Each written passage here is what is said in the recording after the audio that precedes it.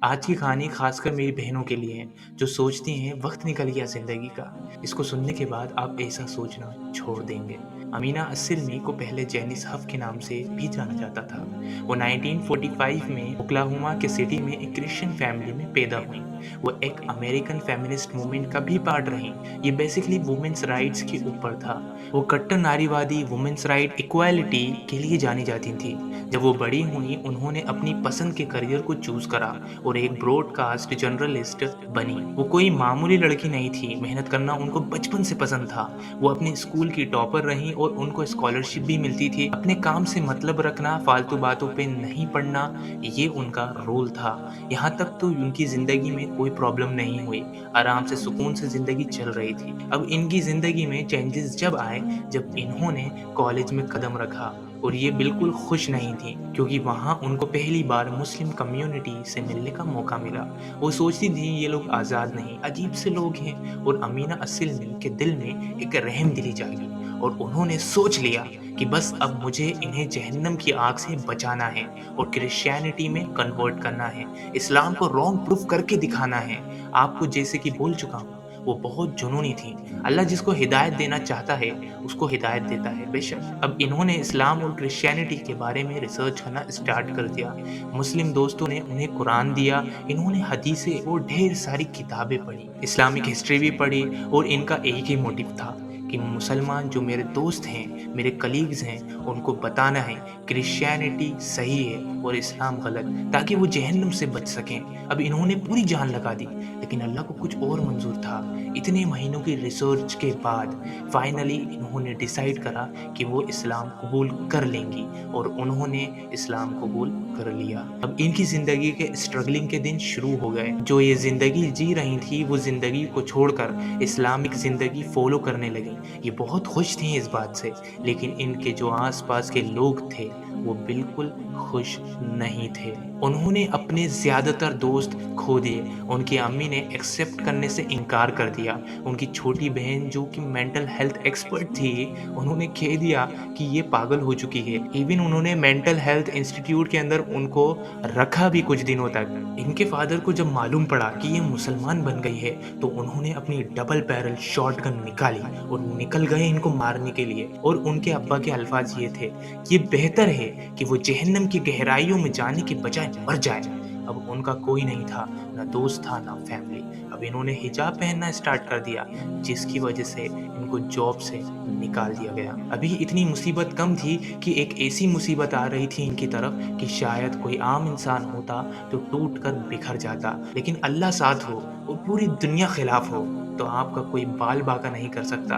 ये और इनके हस्बैंड एक दूसरे से बेइंतहा मोहब्बत करते थे, लेकिन जब से ये इस्लाम के बारे में जानने लगी, पढ़ने लगी, इनके हस्बैंड को इनमें चेंजेस देखकर अजीब लग रहा था। चुप रहने लगी थी, वाइन शॉप नहीं जाती थी इनके साथ। इनके हस्बैंड को शक हुआ कि शायद इनका कोई चक्कर चल रहा है, जब ही इनमें इतने चेंजेस आ गए हैं। बात और जब खराब हो गई, जब इन्होंने अपने हस्बैंड के सामने खुलकर इस्लाम कबूल कर लिया और इनके हस्बैंड ने इनको डिवोर्स दे दिया। इनके 2 बच्चे थे जिनसे ये बहुत प्यार करती थी। इनको पता था कानूनी हिसाब से बच्चे मेरी तरफ ही आएंगे। इनकी अपील को जज ने रिजेक्ट कर दिया, सिर्फ इसलिए कि ये मुसलमान बन चुकी थी।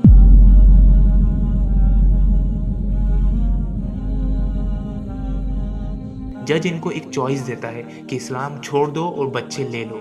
आपके पास सिर्फ 20 मिनट है फैसले के लिए, लेकिन ये सिर्फ एक चीज़ कहती हैं, मैं सब कुछ छोड़ने के लिए तैयार हूँ, लेकिन इस्लाम नहीं छोड़ सकती। और ये अपने रास्ते निकल जाती हैं।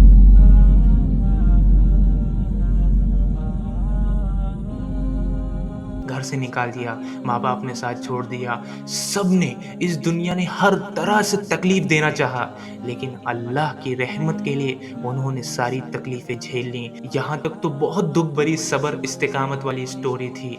आधे लोग तो यही स्टोरी छोड़कर चले गए होंगे, क्योंकि सब्र नहीं है आज के टाइम में। हर इंसान शॉर्ट टर्म गोल के पीछे भागता है। जब अल्लाह अपने बंदे को उर्ज देता है ना, तो उसको भट्टी में डालता है। जो आपको लोग हकीर देख रहे थे, आज आपके नाम लेके कहते हैं कि کہ وہ ہمارے رشتہ دار ہیں بھائی، آپ کو نہیں پتا ہمارے رشتہ دار ہیں۔